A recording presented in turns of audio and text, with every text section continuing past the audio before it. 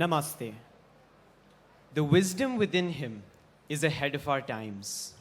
He is a prophet on worldly topics and all things sublime. 7 billion people across the world, and today we have the pleasure of being in the presence of one of the most revered and most loved spiritual leaders.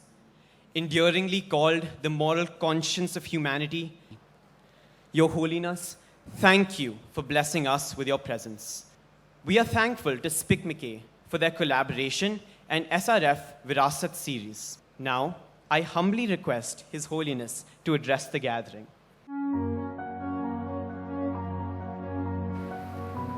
Respected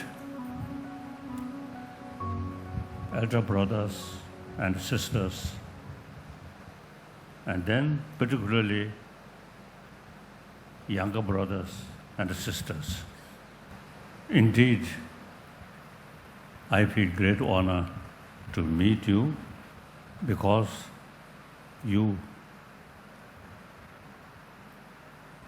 these young students, you are the true, I think, generation of 21st century. I myself, and also those elder brothers, sisters, we belongs to 20th century. So 20th century already gone. Our past, we cannot change. Just we learn from past event. Now future still yet to come. So our own hand, whether future be happy future or troubled future is on our own hand. So these young people, your generation of 21st century, so remaining not yet come. If you make, let's say, the effort to create more happy society, I think within this century, basically, we can change the world. Because today's world, there are so many problems, such as global warming and some nature disaster. That's beyond our control.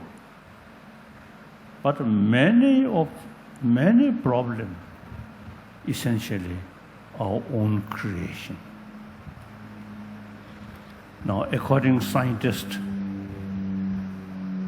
basic human nature is compassionate. It's quite logical. We are social animal. Any social animal, individuals survive, individuals' success entirely depend on the community. In 20th century, I think too much emphasis, my nation, my community. You see, too much sort of, hostility, divisions. And then the concept of we and they. On that basis, killing. Previous century, First World War, even same European, but too much emphasis, my nation, their nation. And then Second World War. Then at least in Europe, no Third World War, because Europeans, through difficulties, they gained the experience Now it is better to think common interest rather than my nation or their nation. So European Union developed. It is quite clear, since the European Union start, among the member states, now last few decades, no longer killing. I often used to telling, expressing. Now we need this spirit, union, in Latin America should develop some union. Then Africa, some kind of union. Look, this country, India, I think China is the most populated nation.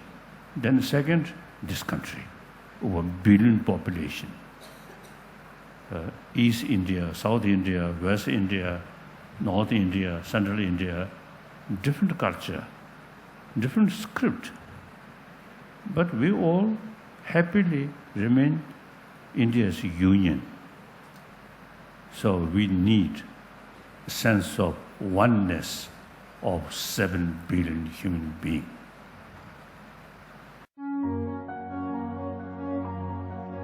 Different race, different culture, different language,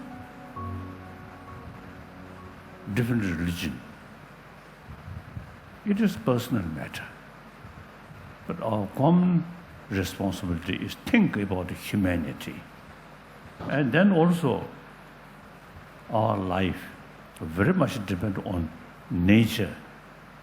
So we have to take care about nature or environment.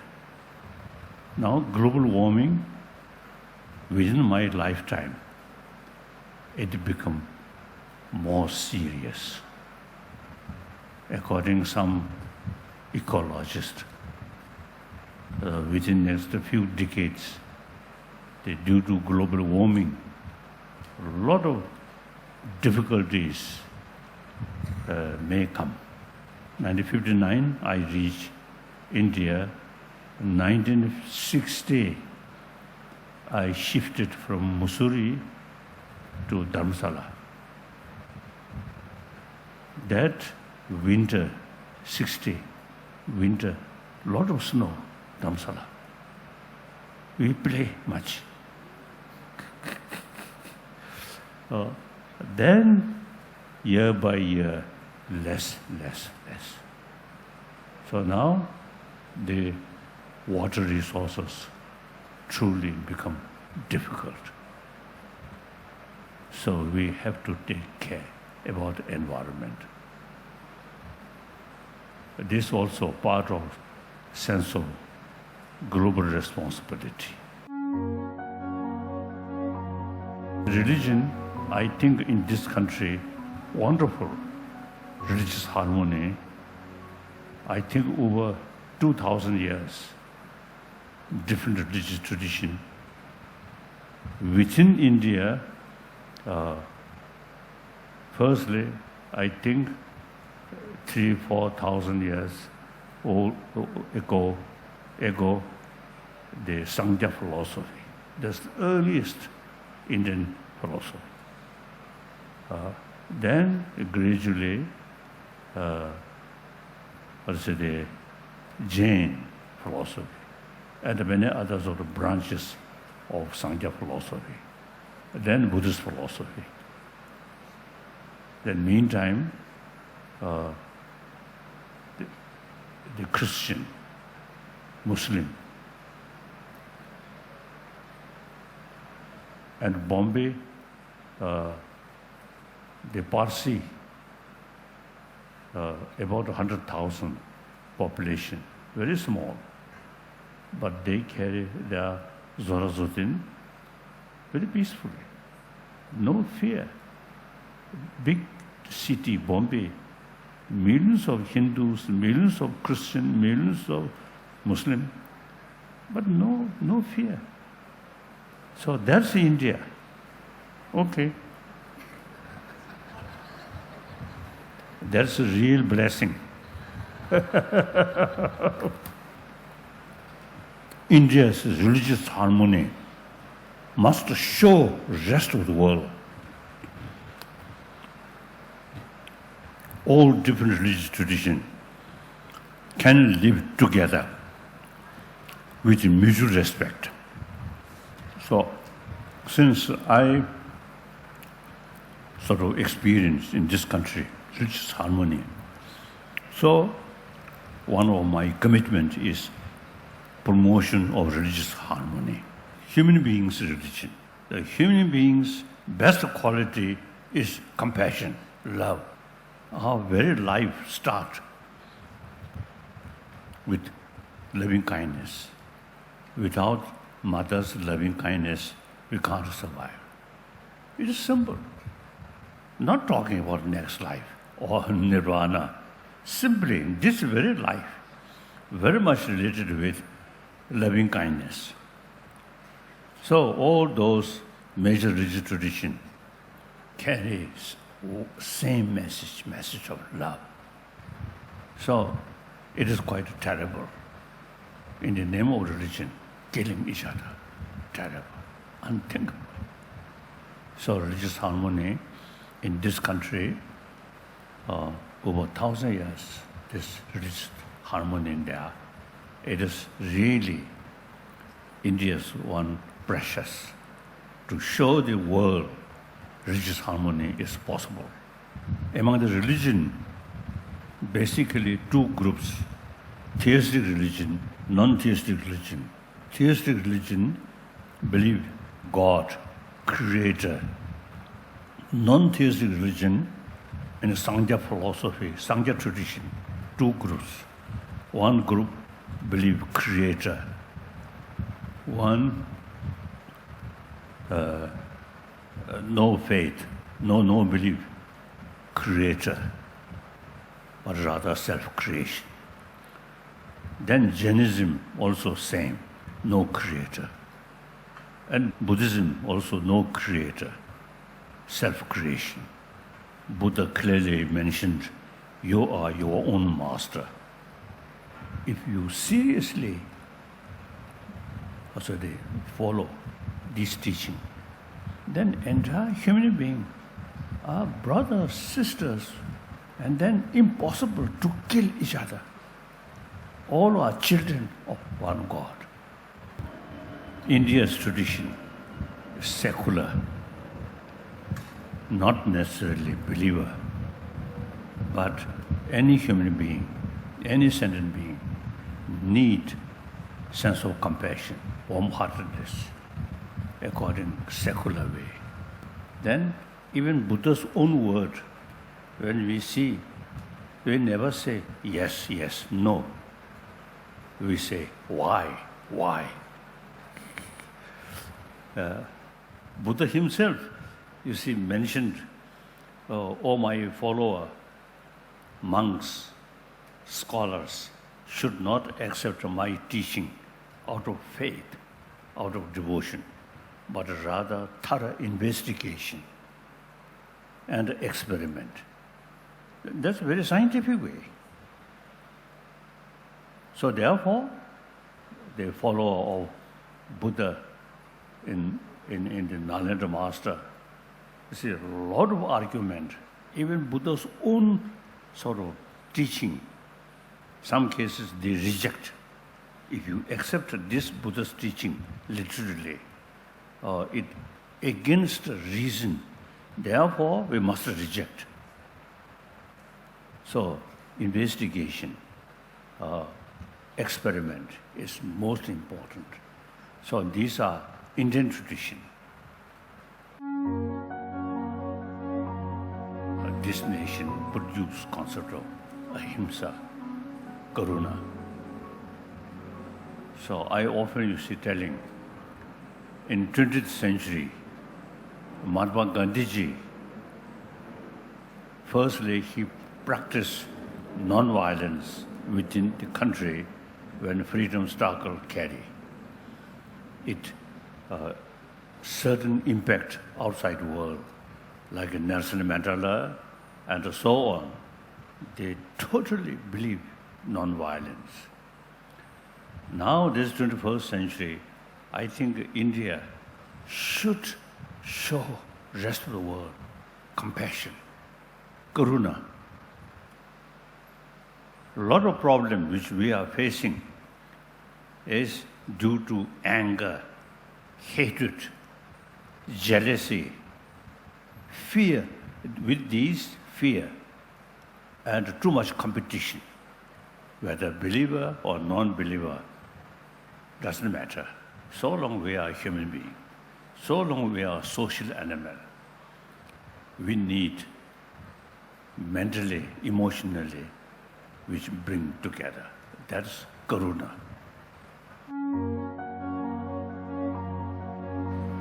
Modern education very much oriented about material value. So through that education, eventually materialistic life, materialistic culture, not much. Then people who come through materialistic education, materialistic sort of life, India have the ability to combine modern education and ancient Indian knowledge. Modern education related with material sort of development and technology, science, very good, very important. Meantime, ancient Indian knowledge brings inner peace, how to tackle our emotion. So this country can combine these two things. So through my own experience, these 1,000-year-old India's tradition to tackle our destructive emotion, to keep calm.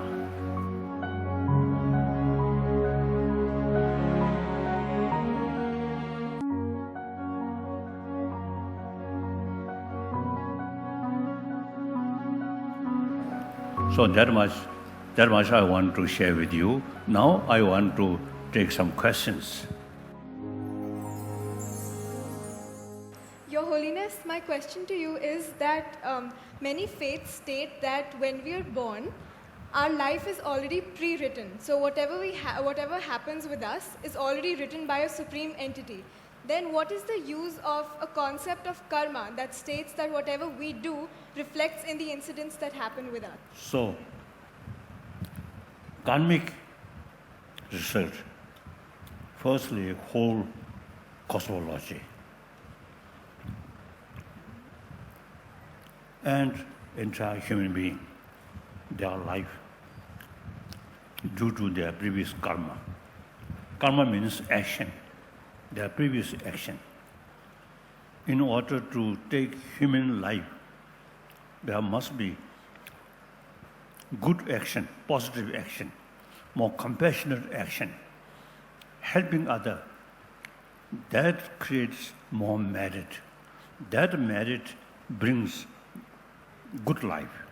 Immediate karma also make differences. So it is quite complicated. But the main reason is law of causality. Cause, effect, cause and effect. So among the cause, long-term cause, short-term cause, immediate cause, like that. Okay. Your Holiness, it's always been my dream to come and seek your blessings. Do you permit if I could please come to you? Okay.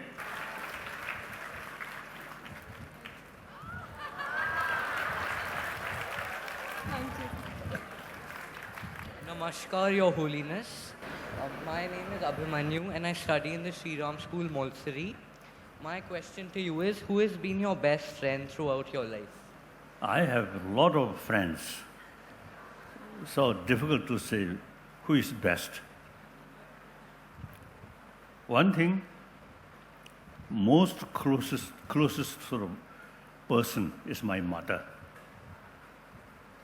I usually used to telling, my mother is first teacher of compassion. My mother never show angry face. Quite unusual. Very good. My father not like that.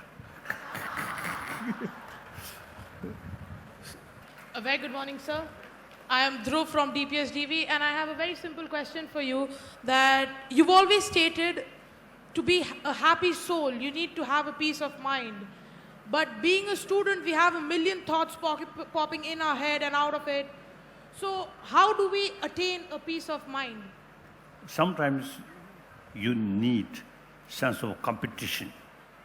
But competition, two kinds. One competition, in order to reach you yourself first, deliberately create some problem to other. That sense of competition is wrong.